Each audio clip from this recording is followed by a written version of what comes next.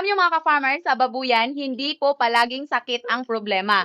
Minsan po kulang lang pala sa tubig yung ating mga alaga. Kasi kapag kulang po sa tubig ang ating mga alaga, stress sila, matamlay, humihina silang kumain mga ka-farmers, at akala po natin may sakit na po sila. Pero ang rason pala, wala pala silang tubig. Iba lang din kasi mga ka-farmers kung maglalagay tayo ng tubig sa kanilang pakainan.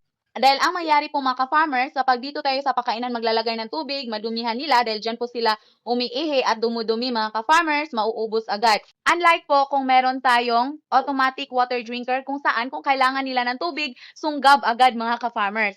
At masisiguro pa natin na malinis yung kanilang tubig dahil hindi po nila madudumihan at sa ganon, hindi sila makainom ng maduming tubig so hindi sila magkakaroon ng bakterya na siyang rason na magkakasakit mga ka-farmers. Kaya recommended po talaga na mag-install tayo ng automatic water drinker. Eto mga ka-farmers, maple drinker, mura lang po to, stainless steel, hindi kalawangin mga ka-farmers. At pwedeng-pwede na po siya na yung linya natin, yung blue pipe po. Mura lang po yung blue pipe at maglalagay lang po tayo ng source tulad nito mga ka-farmers para yung mga alaga nyo iwas sa sakit at sa ganon, mabilis na lumaki mga ka-farmers. Para po sa gustong mag-avail ng ating automatic water drinker, ilalagay ko na lang po yung link or yung yellow basket mga ka-farmers.